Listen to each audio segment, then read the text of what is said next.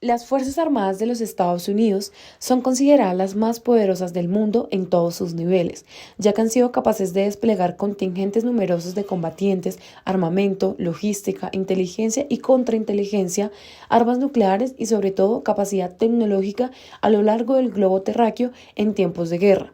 La política militar americana ha experimentado modificaciones continuas y sobre todo después de la posguerra, debido a cambios en la tecnología militar, en la postura estratégica del enemigo y en sus posibilidades militares, en sus objetivos, en la teoría estratégica y en la propia situación interna del país. Sin embargo, antes de ahondar en el poderío militar de Estados Unidos, debemos conocer algunos antecedentes del pensamiento militar americano.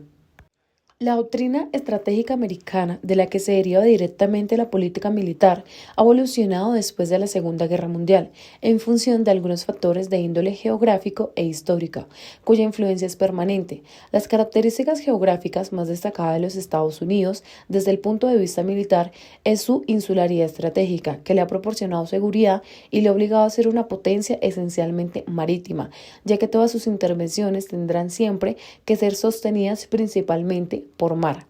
Aunque el desarrollo del poder aéreo y los proyectiles balísticos han suprimido su invulnerabilidad y han restringido las posibilidades anteriores de las fuerzas navales, no es menos cierto que éstas conservan una importancia primordial, no solo en su papel tradicional, sino como bases móviles de armas nucleares. En cuanto a la influencia histórica, hay dos ideas tradicionales que han dejado su huella en la evolución del pensamiento estratégico norteamericano. La primera de ellas es la oposición entre guerra y política y la desconfianza hacia el poder militar. Según la primera, la guerra queda fuera del campo de la política y su conducción se funda en consideraciones puramente militares. La política termina cuando empieza la guerra. El objetivo de la guerra es la rendición incondicional. Con la victoria terminada la tarea de los militares y empieza otra vez la de los políticos. El concepto de guerra limitada de objetivos políticos que no exijan la destrucción completa del enemigo y su rendición incondicional no tienen cabida en este pensamiento tradicional. La Segunda Guerra Mundial también ofrece numerosos ejemplos de la aplicación de esta idea, y la Guerra Fría que le sucedió ilustra su resultado. La desconfianza hacia el poder militar es más antigua que los propios Estados Unidos como nación. En la Declaración de Derechos de 1774, 2 años después de la independencia, se dice que los ejércitos permanentes son peligrosos para la libertad. Así, el pensamiento americano sobre la defensa de desarrollo, basado en la movilización de voluntarios y milicias cuando el caso lo exigiera. Todavía en 1914, el presidente Wilson manifestaba que los Estados Unidos nunca debían tener un ejército permanente. Las victorias sobre Alemania, prototipado de un país militarista, parecían confirmar la superioridad del sistema americano, que descansaba en la riqueza de medios, en el progreso tecnológico y la capacidad industrial, pero excluyendo un ejército profesionalmente armado. Aún en la preparación para la Segunda Guerra Mundial, Roosevelt llegó a pensar en la posibilidad de ganar la guerra sin llegar a empeñar los ejércitos americanos en combate terrestre, una idea siempre atrayente para la opinión y los dirigentes americanos. A pesar de ello, las enseñanzas deducidas de la Segunda Guerra Mundial inspiraron, como era inevitable, la doctrina de la época inmediatamente posterior. El aniquilamiento de Japón por las explosiones atómicas de Hiroshima y Nagasaki habían confirmado el carácter decisivo de los bombarderos estratégicos. La Fuerza Aérea Americana poseía el arma absoluta.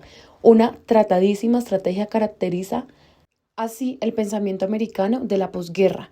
No puede haber otra guerra, ya que el mal ha sido derrotado y la nación americana, amante de la paz, es la que posee el arma definitiva. Si a pesar de ello la guerra surge, se luchará con máquinas, no con hombres. Nunca más habrá que combatir en guerras largas, prolongadas, que permanecen en el pasado.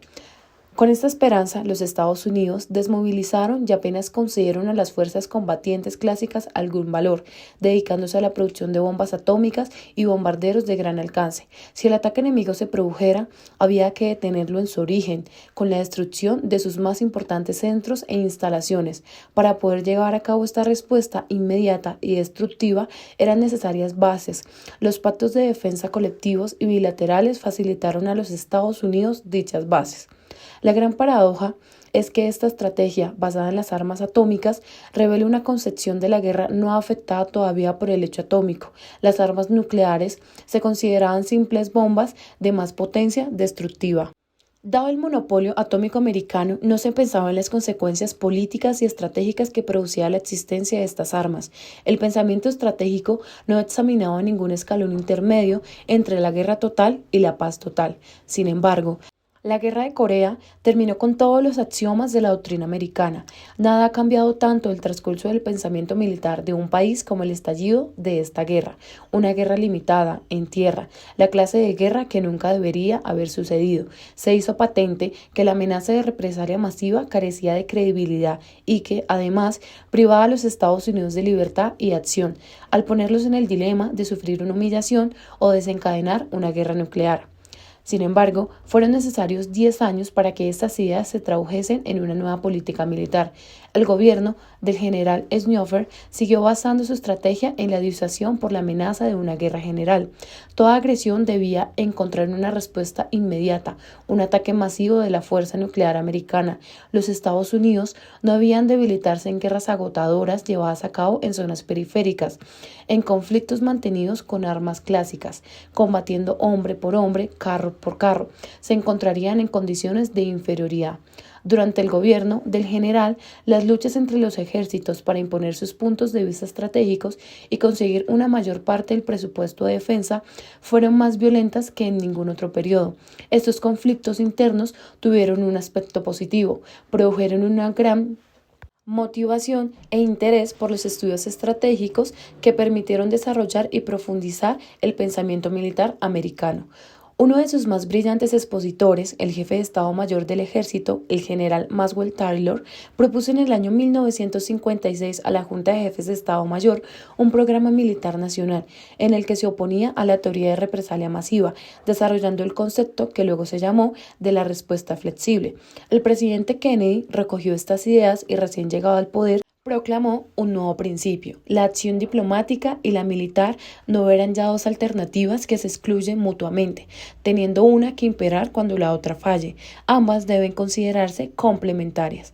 De acuerdo con este principio, tan alejado del pensamiento tradicional americano, debía hacerse frente a cada agresión o amenaza de agresión con los medios apropiados y en el nivel correspondiente a la naturaleza de cada uno, desde movimientos diplomáticos, maniobras o movilizaciones parciales hasta las armas nucleares más potentes.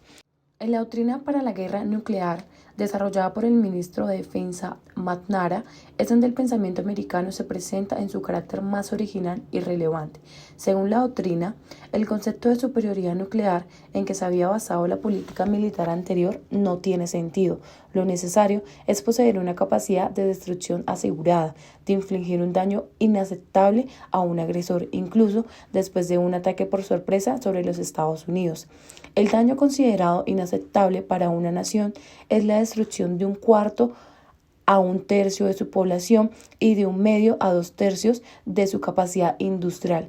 Este resultado debe poder alcanzarse en las peores condiciones de comienzo de la guerra, es decir, por las fuerzas supervivientes a un ataque nuclear enemigo. Es lo que se llama capacidad de réplica.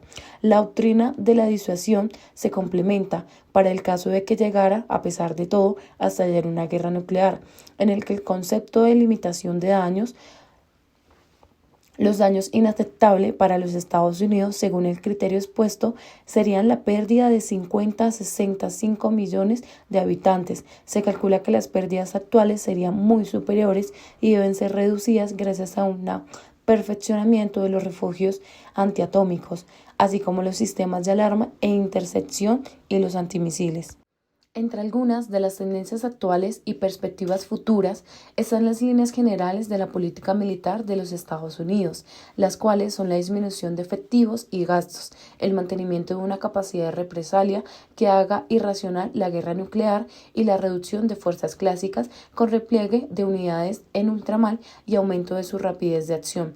Actualmente, Las Fuerzas Armadas estadounidenses están constituidas por 5 ramas diferentes. La primera de ellas, el Ejército; la segunda, Fuerzas Armadas; la Guardia Costera; el Cuerpo Marines y la Fuerza Naval. Generalmente, cada una de estas ramas está compuesta de miembros de servicios activos y unidades de reserva, constituida por las reservas y o Guardia Nacional. Cada rama tiene una misión diferente y especializada.